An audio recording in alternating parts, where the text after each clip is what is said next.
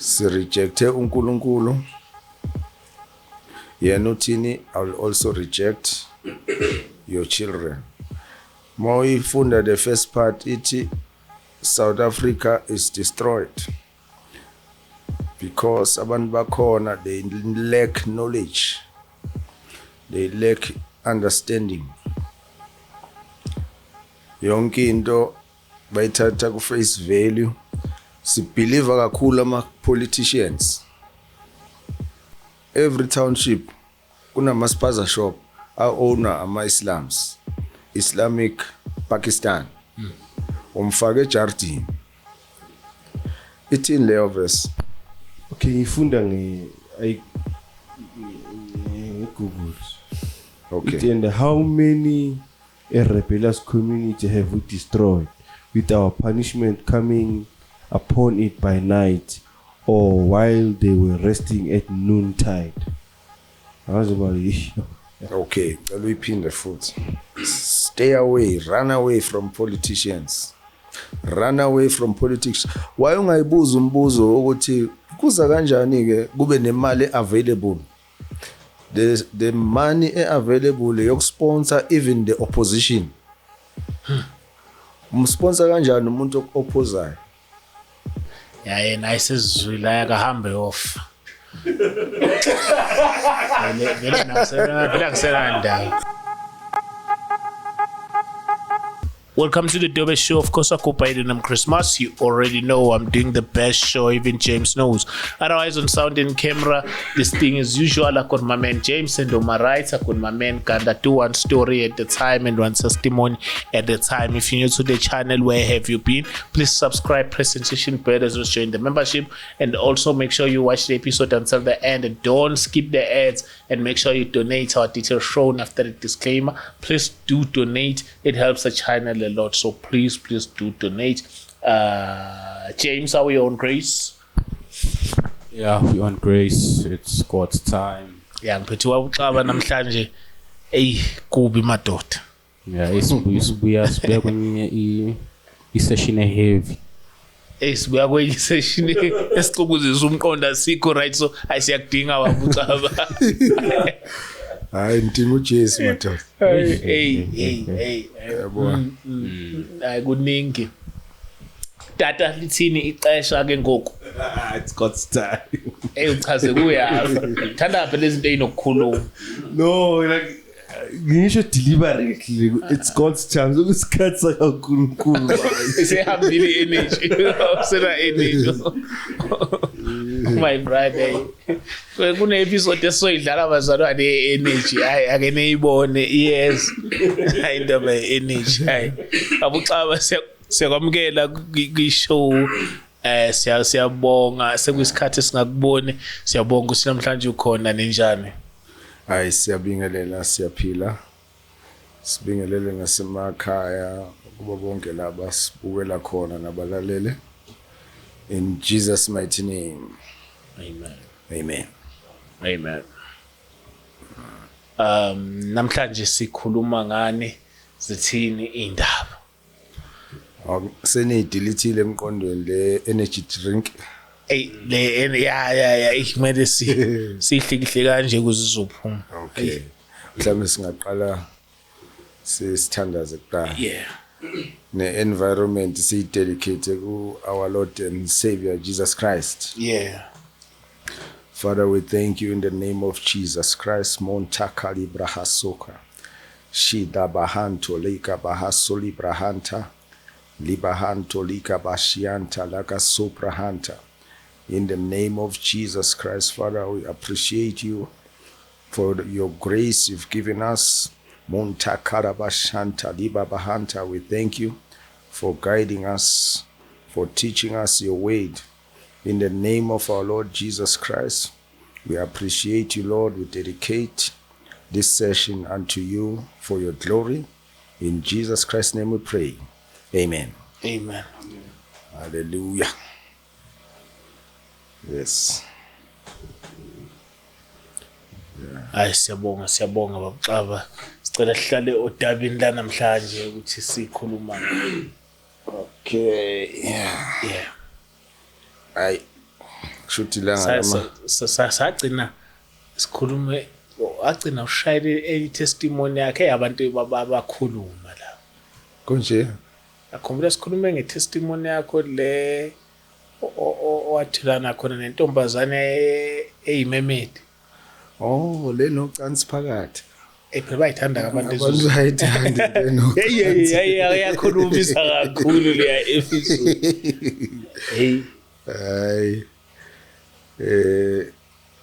wonke umuntu une story to tell benjalo so wenzela ke noNkulunkulu uyakuvumela ukuthi kwenzeke wena usudlulile lapho tshela abanye baqaphela yeah so as long as izobaqwashisa bavula amehlo bafunde something iqiniso le amen ayonjalo baxo yeah esinako namhlanje uTechnique kakhulu kuloko kade kwenzeka ekuningi lokho angifuna ukudelete okay so sine manga announcer nje ngicela ukwenza announcement yeah ngoJune 16 yeah lapha eMafatsana Community Hall eEverton Everton live in the Val sizobe sine prayer ne deliverance ye youth currently siku fasting yakhona 21 days sizoyibreaka ngazi 16 saka June it's about youth yase South Africa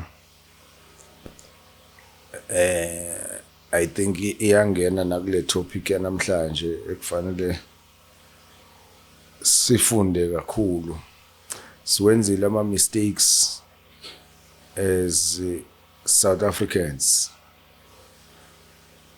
samvulela usathana eminyango yonke khona nama gates akhona la eSouth Africa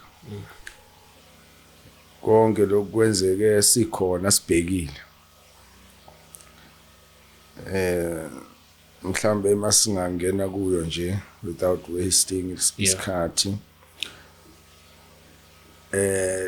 likhona iBhayibheli likhona yebo ukuthi manzo discuss without the word ingakho niphethwa amakhanda manje leya discussion ebenayo hey uqinisele kaze livule yabo yazi ngabe lisamlela iBhayibheli so iBhayibheli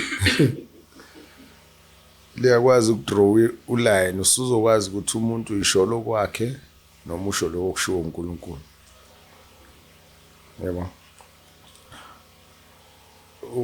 ngizocela sifunde lapha kuHosea chapter 4 verse 6 Hosea 6 chapter 4 verse 6 chapter 4 verse 6 Hosea 4 verse 6 it my people are destroyed for lack of knowledge. Because you have rejected knowledge, I will also reject you as my priests. Since you have forgotten the law of your God, I will also forget your children. Where is the last part? It will also forget your children. Sinale nkinga khona nje eSouth Africa. Si rejecte uNkulunkulu. Yena uthini I will also reject your children.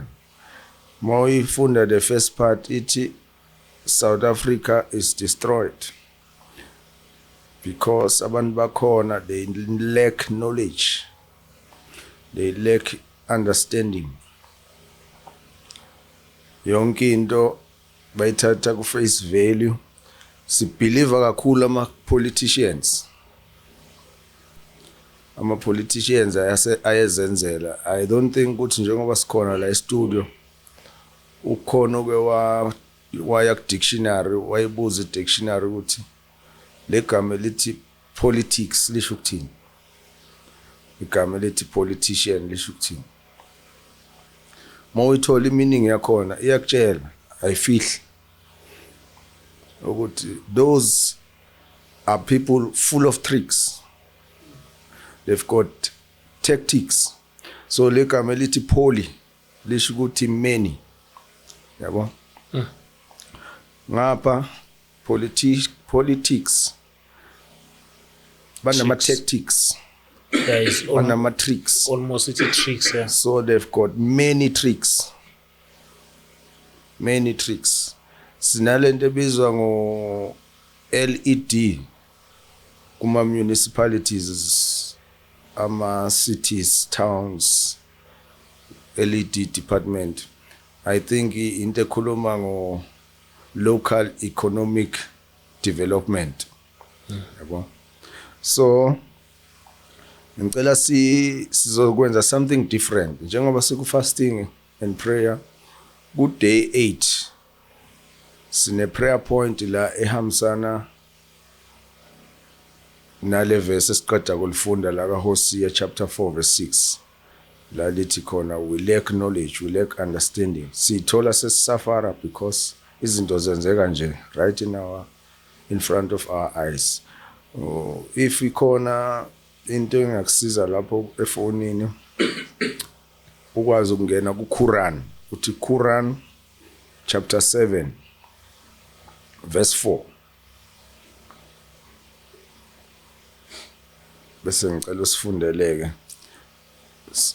That's one of the reasons siba na the prayer. Quran chapter 7 verse 4. Ngokwe Quran.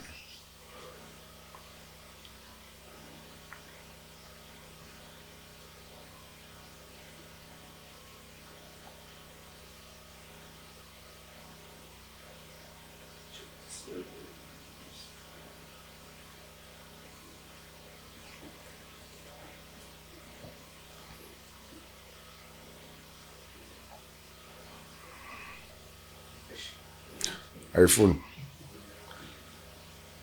Okay. In ukanda in Bible lakho. Oy Bible lonke Quran. iQuran angithi uNkulunkulu uthi we are destroyed. We lack knowledge. So masiya lapha ku Quran ila kwenzeka khona izinto thina esingayi understand. Khona manje every township kuna spaza shop owner ama Islams, Islamic Pakistan. Umfake Jardin. Ithi leyo verse. Okay, ngifunda Google. Okay. And how many a rebellious community have we destroyed with our punishment coming upon it by night or while they were resting at noontide? Okay, we pin the foot. And how many a rebellious community have we destroyed with our punishment coming upon it by night or while they were resting at noontide? All right. Mhlambe izovela ngapha ngakimi. Kodwa ibuza umbuzo.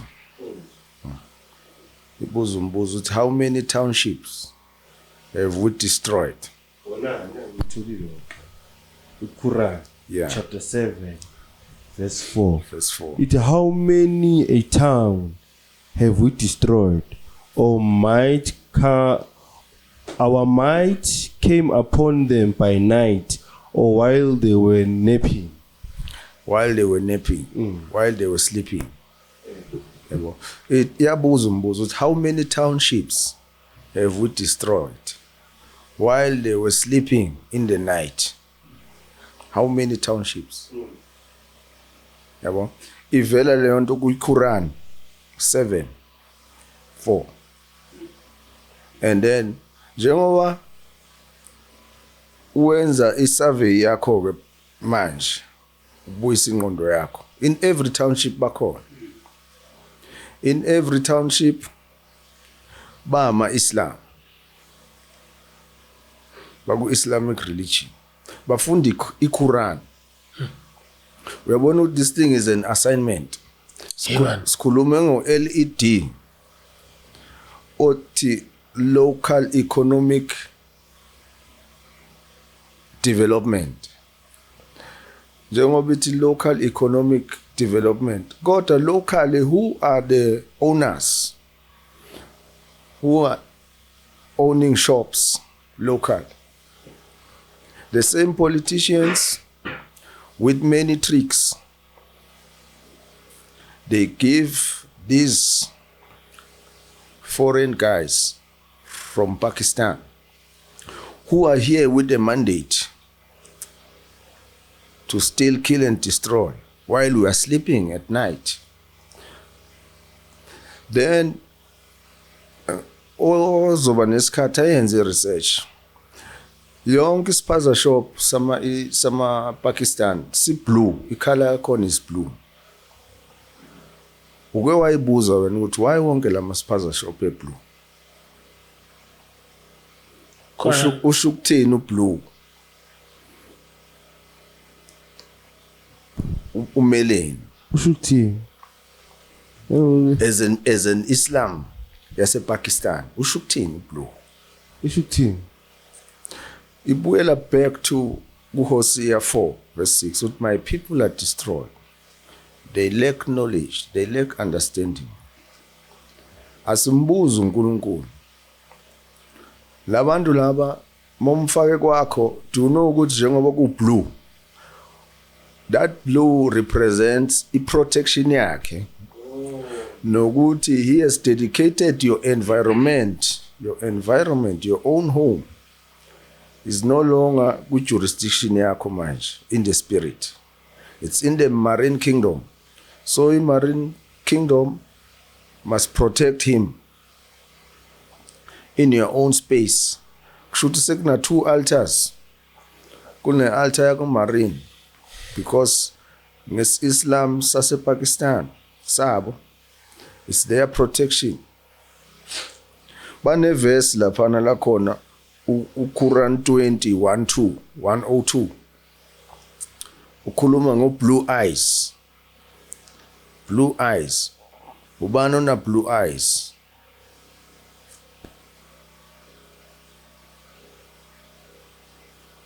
Kuluma nga blue eyes and the graves.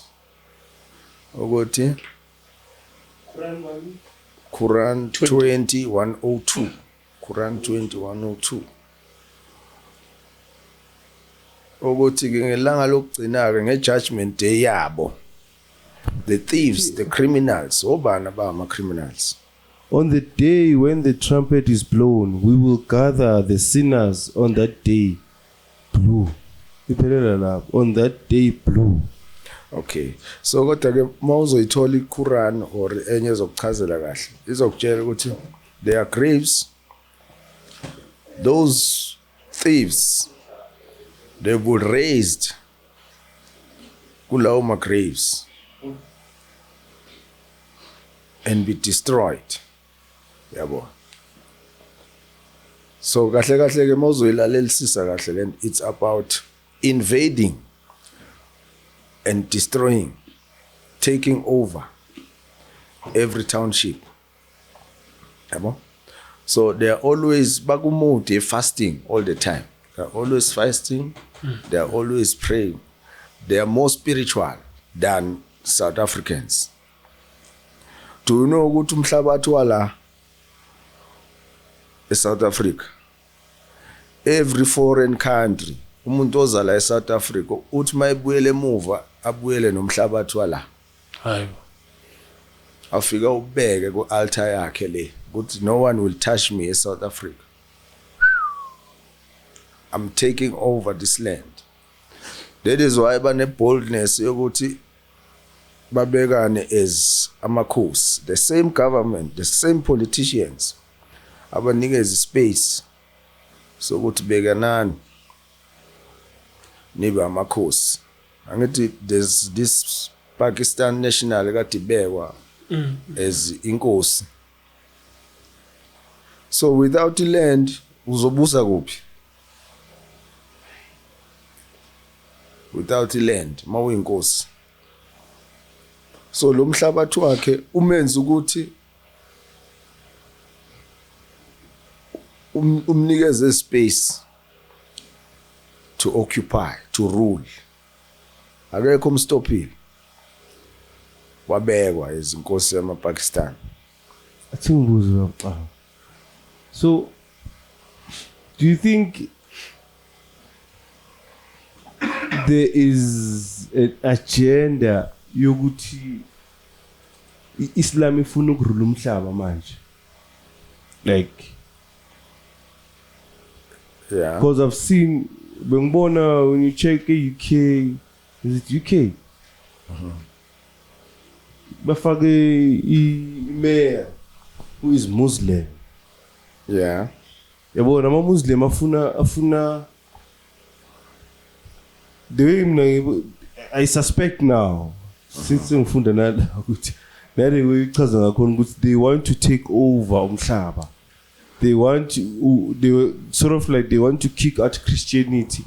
Bubuse Islam.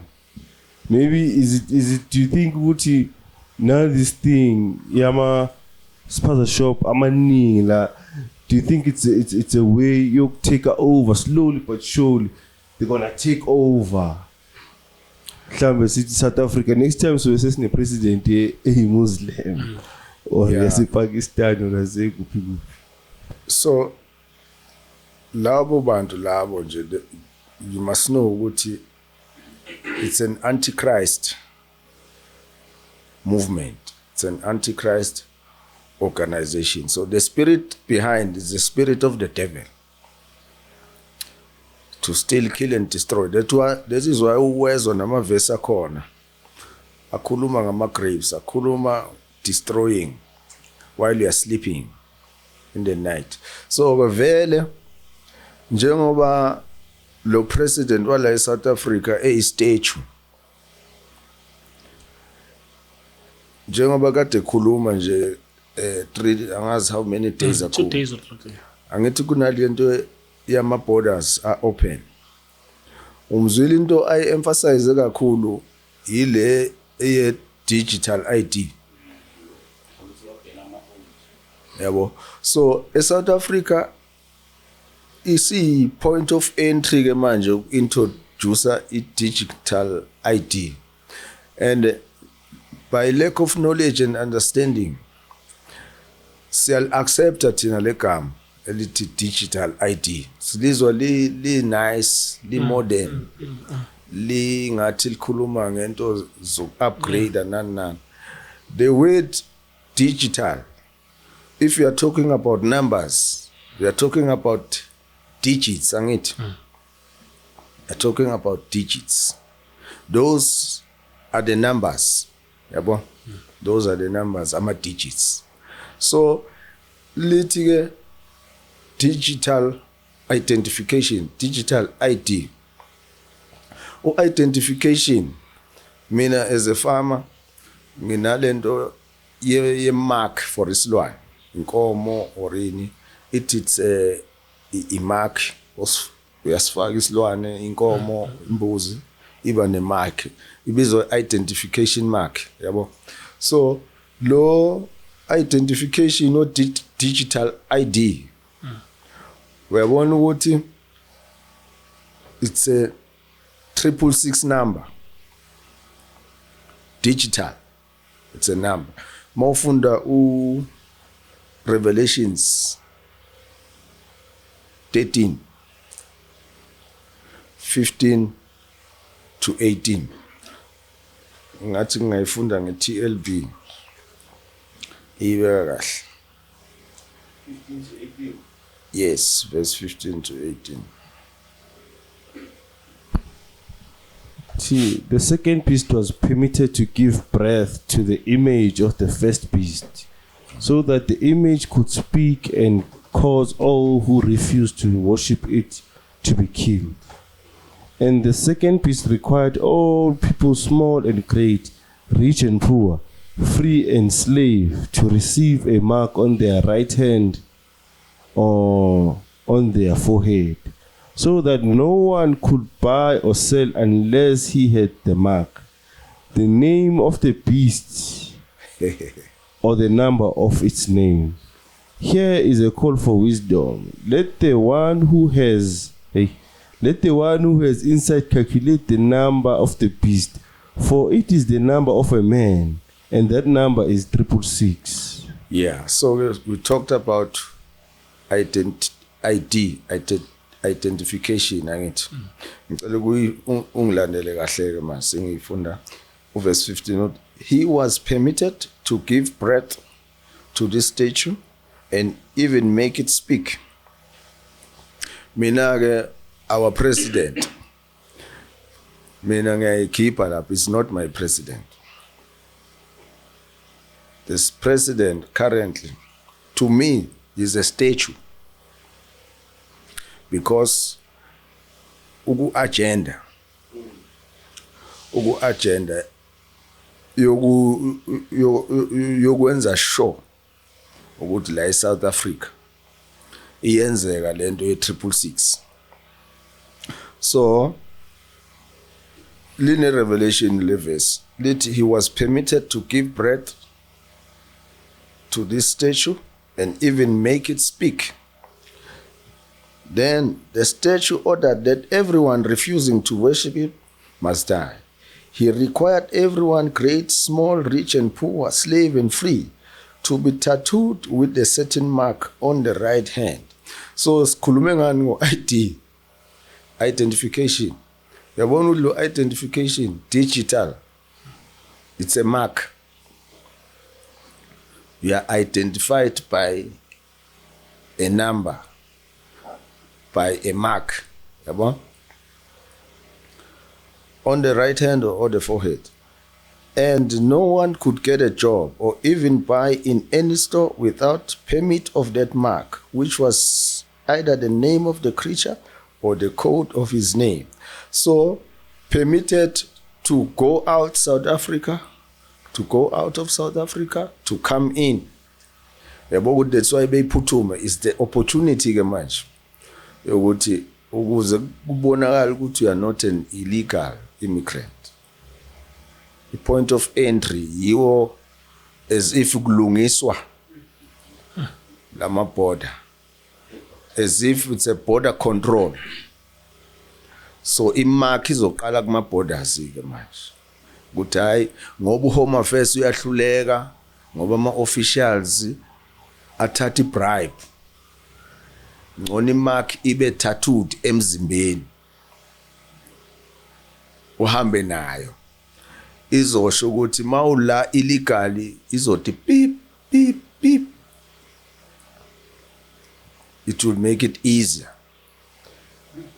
Yabo, so ke nje the statue is permitted ukuthi wena you made a vow, itheni ngoma abam introduce ngayo eNewton. Yeah, uthi akuthunywe yena. Yabo. So uzoyenza. That is why but he is permitted.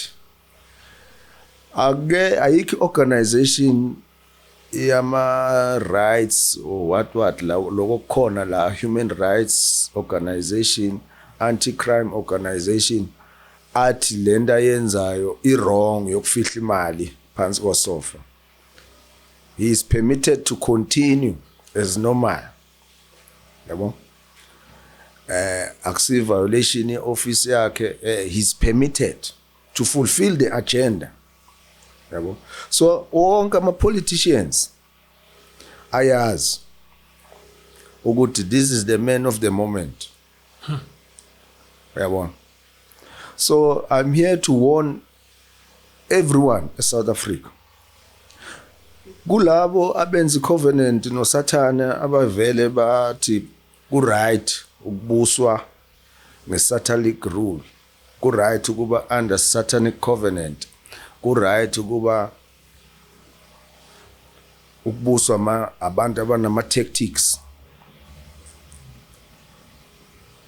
but ku right angeke siba forced. Yabo. So fortunate enough, uNkulunkulu is always aware. He knows the end from the beginning. Yabona mangalikhathi be busy benza i-constitution usibekeleke thina abantu bakhe abamthandayo abafuna ukubuswa ngokwe-will yakhe. Angithi sine choice. That is why mawufunda uGenesis 47 verse 26 into ekumele yenzeke ke kumuntu othanda uNkulunkulu, kumuntu othanda iqiniso from now on in South Africa. Verse 26. Genesis 47, verse 26. Verse 26. So Joseph established a law that a fifth of the produce belongs to Pharaoh, and it is in effect in the land of Egypt to this day. Only the priest's land does not belong to Pharaoh. To Pharaoh. Ibiza kamnandi. Uthi to Pharaoh. To Pharaoh. Yeah. uFaro. Ivele ngesizulu uFaro. Umuntu urepresent uSathane uFaro. Yabo. So umbuso kaFaro lo wase South Africa wenza abantu ama-slaves in a modern way. I-government kaFaro irepresent uSathane. Yonke into wenza lie, cheat and steal, kill and destroy. Vele under influence kaFaro. So ngitheni lana ngokwe constitution mabe i-designer sizofunda usection 235. Yezwa la ukuthi yasifakazela kuGenesis 47 verse 26. Joseph made it a law over the land of Egypt. He made it a law. Ngalesa sikhathi iphela into eyenzeka manje ayiqala ukwenzeka. La kade kubusa khona uSathane yenzeka into kanje. Abantwana baNkulunkulu they experienced the same thing ngesikhathi se-rulership kaFaro. But God raised a man to save them from satanic bondage. He raised one man. So little Bible from that day even up to now. And Joseph made it a law over the land of Egypt unto this day that Pharaoh should have the fifth part except the land of priests only, which became not Pharaoh's. So, like South Africa manje, according to the constitution, section 235, section 235, yiwo lo wenzeke Egypt. Abantwana baNkulunkulu bebuso uFaro. uNkulunkulu wa raise uJoseph ukuthi take my people out of bondage. Yenza ku constitution yase Egypt into efana no section 235 wase South Africa. Ngicela ukumfunda la ngayi constitution. Section 235. It's time to reject South African satanic government. It's time. Konke kwenzakalile masingafundanga kuma townships khona manje indle yakho mawunespaza shop esiblue wazi ukuthi i-altar leyo it's a marine altar wenza i-covenant ne-marine kingdom yabo. So uzomangala uyathandaza wenzani kuba ngathi uNkulunkulu akakuzwa. There's a clash in the spirit, clash of the altars. Uthi ke usection 235 khuluma nga self determination. Uzwile Genesis 47 verse 26. Uthi uFaro uyaseparate. I-rule kaSathane ayisakwazi ukuthi apply imithetho yayo phezu kwethu. Ayikwazi ukusinikeza i-digital ID asebenzisa i-ID yabo. Okay, awuze ngithi uverse 35 Constitution uthi-ke u-235 self-determination, the right of the South African people as a whole to self-determination as manifested in this constitution does not preclude within the framework of this right bese uyabala recognition of the notion of the right of self-determination of any community sharing a common cultural and language heritage within a territorial entity in the republic or in any other way. Yabo? So ke thina sivumelanayo ukuthi no more politicians, no more politics, no more rulership of the devil over our lives, over our children. No more satanic agenda. We cannot continue to entertain our politicians. We cannot continue entertaining ugo votela ama politicians in power. Let us apply 235 as described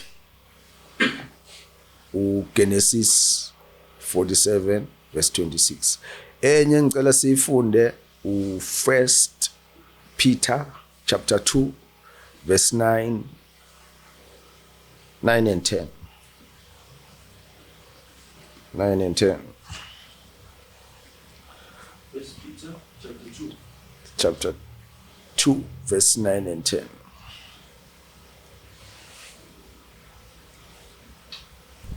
First Peter chapter 2 verse 9 to 10. But you are a chosen people, a royal priesthood, a holy nation, a people for God's own possession, to proclaim the virtues of him who called you out of darkness into his marvelous light. Once you were not a people, but now you are the people of God. Once you had not received mercy, but now you have received mercy. Yabo. So there's no mercy. Yonke into ongayicabanga efuna uSathane, ama politicians ayayivumela. So manje because babhindwa icovenant, ayikho into abangayenza. Bayinikela ukuthi bazokwenza lokho. Bayazi bayasho ukuthi akuthunywe bona. So uma usabavotela usabathuma ukuthi abayenze lento over you. So kodwa nayo into esho uNkulunkulu uthi njengoba ethi kwenzeka ngesikhathi sika Joseph sekuphinde ubeke provision ye way out for us, God's children. But you are a chosen generation, a royal priesthood, a holy nation. Holy nation. We are not a wicked nation. We are holy. We are peculiar. A peculiar people. We were made to show forth praises of him who called us out of darkness. Already we are called out of darkness. Kodwa ngamavote ngokuvumelana nama politicians siyayibuyisela ku darkness. Siyayibuyisela thina. Kodwa we are already called out of darkness. Now provision 235. It out puma completely. Then verse 10, in time past you were not a people, besihamba ignorantly, senza noma yini sicabanga ukuthi right, because of lack of knowledge and understanding. Now we are the people of God which had obtained mercy. Yebo njengoba kwenzeka kanje, it's time uNkulunkulu asinikeze sona. time of mercy, time of escape satanic rule, time of escaping satanic oppression. Konke kula kusezandleni zethu. Yabo.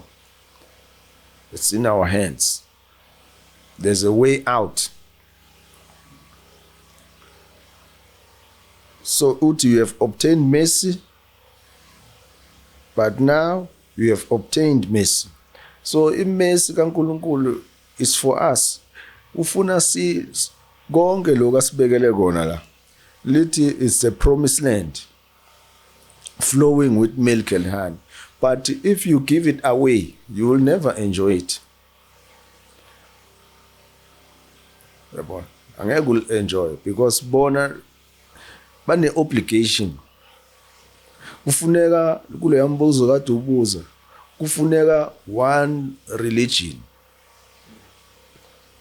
One party, one religion. Iyafuneka. So one party, one religion izobe ingahambelani nezinto ezenziwa ama-Christians leyo religion. Thina asisubscribe ku religion. Islam, it's an Islamic religion. Konke lokho kunye religion.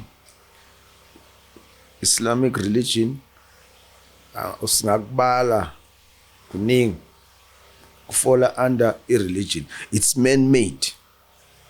You don't practice. Thina we are here to enforce into eyenzeke ezulwini while we are here. Lithi Bible, as it is in heaven, so it must be here on earth as it is in heaven. Yabo. Siyamrepresent uNkulunkulu sila. So asikwazi ukwenza into contrary to what is happening in heaven. Sigaxe kwamanye ama-covenant obumnyama ngenxa ye-ignorance nesisu. Abanye basabe indlala. Yabo. Likhona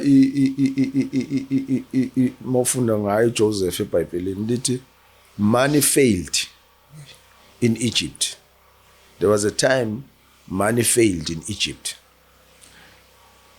Ikhona imali yafeyila yangenza lutho. Ubonileke lokho kwenzakalile ngesikhathi se-COVID. Imali unayo ebank kodwa ama-shop avalile. So njengamanje everything is seedless. Baya prepare ukuthi ungabi neseed yokutshala. Yabo. So that mabethi you can't buy or sell without digital ID. You cannot access mawungena kuma filling station manje. Uye kula mafridge athengisa ama cold drink na phakathi. Uwabheke they are phasing out ama handles. Ayasuswa ama handles. Sivala ngemagnetic phela. Mayiloko ingena eyifaka lento Mr. Statue. Eyifaka lento ye digital ID. Isho kuthini?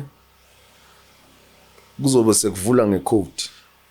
Mawusondeza ikhanda lakho efridgini kuyiglass izosensa lento titi ivula imagnet ukwazi ukuthatha into ofuna ukuyithenga. Or maw approach isandla uthi izoshaya titi kuvuleke ifridge without even touching. Yabo. So ke njengoba sikhona si-skilled mawufunda u-Exodus 31 asikho iskill esingenaso. Asikho iskill esingenaso. Awukho umhlaba esingenawo. Yabo.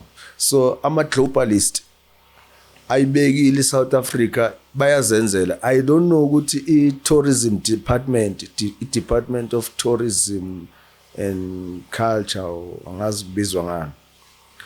Ukuthi into enjani le eSouth Africa inhle kangaka. Mawuyobhuka ubooka kwi-company yase-Amsterdam lebizwa bookings.com yase-Amsterdam. Kodwa le land le inama results inani mawubhuka ku-company yase-Amsterdam, i-badge yakhona ine-South African flag ethi short left. Kodwa mawenza ama-bookings wenza ku-bookings.com yase-Amsterdam, yabo. So leyo mali leyo mawufona kusebusuku unenkinga ukhuluma ne-AI, imali yakho isithathiwe ile e-Amsterdam.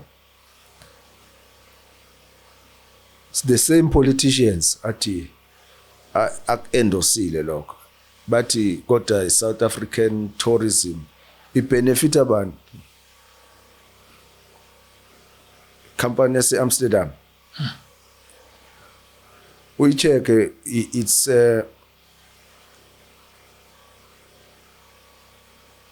Bookings Holdings, something like that. So ngeke uyinake ngoba ithi bookings kodwa eceleni bathe holdings, yabona. Umnikazi wayo wase-Amsterdam, azi noma uGerrit noma ubani, yabo. Kodwa ke it's in our hands,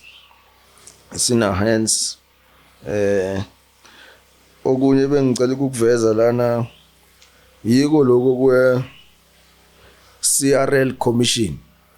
It's an antichrist organization there, ilwa nama Christians, i-establishelwe ukwenza sure ukuthi izo regulator yonke into ephethe the true freedom from above, bakunikeze the false freedom lezo kudestroy, yabo. Yeah.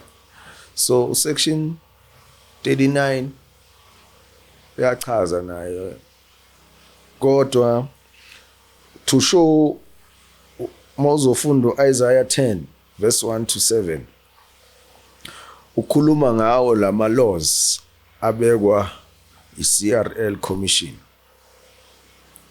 antichrist, ungodly rules for Christians.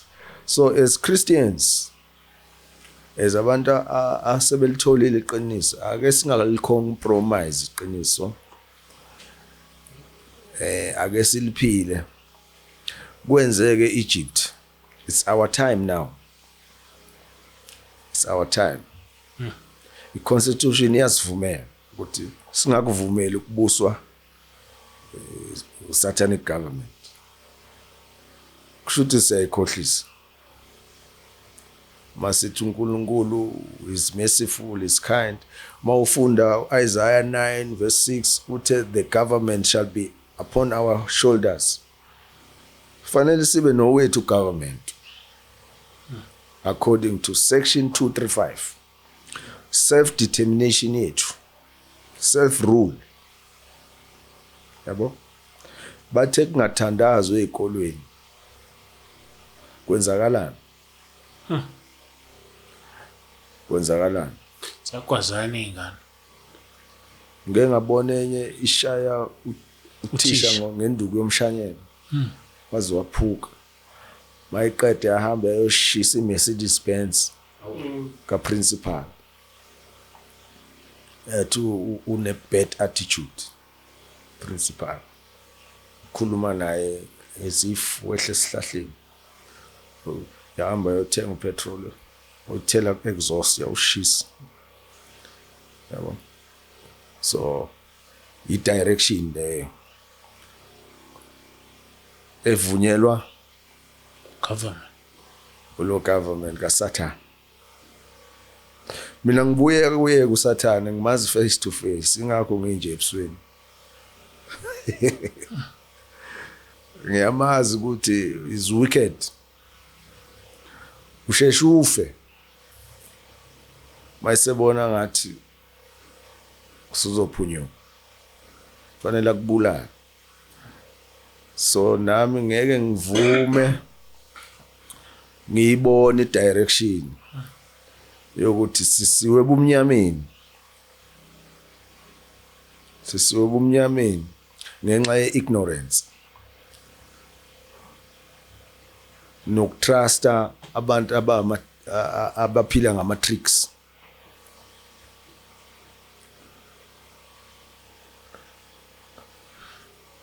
Lelo gama nje lithi politicians aliphume ku-vocab yethu. Stay away, run away from politicians. Run away from politics. Why ungayibuza umbuzo ukuthi kuza kanjani ke kube nemali available? The money available yokusponsor even the opposition. Umsponsor kanjani umuntu opposayo? Cause kuzokuthiwa iqembu lishoda ngemali izinto ehlangani elinye ngabona. No, kuthiwa une right manje yokuthi ungayiqalela i-political organization. Yalizwe legama baqala a political organization. Bazokufanda. Ibuya kubani leyo mali? Because they know ukuthi the more kuba nama political organizations amaningi abantu bathanda ipower phela. Yabo? Ufuna ukuba i-president yaleyo party leyo. Yabo? So sekungena 20 million we startup. Sure. Yabo? Then uyophikisa yena futhi lo government okusponsor. Uzohamba ngeagenda yakhe. Whether you like it or not, usuyithathile imali yakhe. Ayikho into ozomtshela yona. So section 235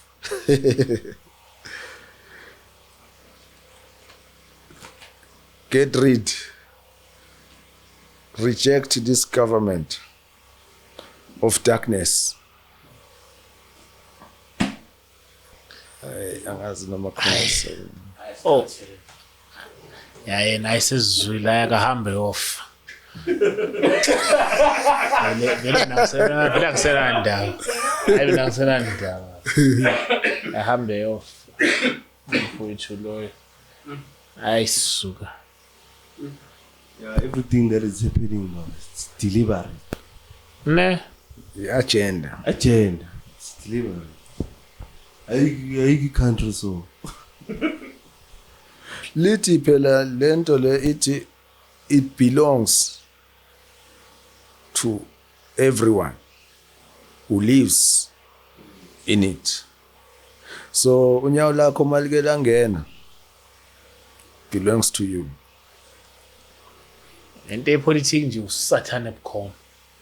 Bona abantu bakhona de uyabadla imali ngakhona umuntu utshontsha ngisho imali engahlakaniphile wantshontsha imali yezamfonyo zokufutha bavala iCovid wena usuyitshontshile imali engane yabona utshontsha izinto nento edizi abantu bakhona bantshontsha ungabusazi ukuthi untshontshelwa ini. So siyacela ke nje abantu bangabe sayihlupha uma bengasafuni mase bekhathele ukuhlupheka mase bekhathele ukuphila amanga bangasayihluphi. There's a way out, a new beginning, a new chapter, enye era le. Hayi siyabonga babucaba ngasho usisi ku Facebook athi akwazi ngangeyaphi imoyo engcwele. Hayi azuzuyisotha oyaphi Good. emhlabeni. Uzoyenza change angithi. You are an answer. Njengoba la uyi-answer. So akufanelanga ukulisabe iqiniso, akufanelanga usabe ukufa. Mina ayikho into engiyisabayo, saba uNkulunkulu kuphela. Othi nje wangazama ukungibulala ulate ngoba sengeke ngafa. Ngavuka. Yabo. So right xa indebe politics Kusaba nginawo manje sinake sama-generator abahleli bona iy'ngane baphuza amakhofi ngapha kumele sisabe ugovernment wakhe kade befonile abanye abaseBotswana bathi awuyahlekisa-ke indaba yenu ngoba thina ugesi wethu siwuthatha lapha eSouth Africa kodwa wethu awuhambi nina ninagesi kodwa siwuthatha kini sorry asikisini asho kanjalo hey yazi umuntu uzogcina se-celebrate umuntu uma efile sidansa yabo nje lezinto lokuthiwa upresident uRamaphosa usholile ungavele udansa ufa unemzimba ongakhi lo muntu uyamazi ukuthi unemzimba ongakhi hayi futhi lokhena kungafana kuvuke la angithi liyasho ukuthi iBhayibheli is a statue uyayibona le is a statue vele usifaka umoya sivuka yabo so lezo liphethwe ama scientists yabo bonke laba makungathiwa sibadonsa igazi sibenza ama test 70% they are no longer human banemzimba ekhandiwe etlonti yabona le genga le ephatha ama pitbulls yabo ukuthi ama pitbull kanjani yabo ukuthi maningi kanjani so do you know ukuthi ngangena kuleyo business ngithengisa izinja kanti ukuthengisela inja etlonti akusinto inja natural inja ekhandiwe uyahamba kakhulu yeah so ke neclone human clone injalo ifana nje nenkukhu yomshini la enkukhwini sinenkukhu indigenous sinale eqhamuka from incubator yeah so nomuntu ke siyamgqokisa uthayi kanje simfundise yonke ilanguage noma kungafa kuzophinde kuvule izinto lezi yeah as long as ujova bakujova uthi benze njani abantu behlonwa nje bayajova beyokandwa futhi hayi abajova phela iya improve sometimes kufuneka isperm sakho kufuneke mhlambe inyamanyana nje into ezitissue yeah into ezokwenza ukuthi nje into ene genetic code yakho yabo so angithi ingakho babenza ukuthi bajole kakhulu ama politicians yabo so bayajola kakhulu oyedwa kulabo bajola nabo uku assignment yabo uku assignment yokuthola isperm sakho yabo so khona omunye mongalandelisisa kahle kulabo bawo minister ngiyamsola lo ukuthi uthema ifika wayi right kodwa noma ehle airport manje usehamba ngenye indlela mina ngithi ufuna leyo khamba le athathola ama video dala mhlawumbe esemncane kwafika kuphethe iumbrella ukuthi uyayibona leyo clear hayi yona kusuku yabona kanti ulamthuthu uhamba kanjani inkukhu ulamthuthu yabona akusimlenze akusimlenze impela le awu yebo clear hayi no hlale late anoya hayi siyabonga Siyabonga wema triple bani. Ama 666 lawo. Hey, James, you out.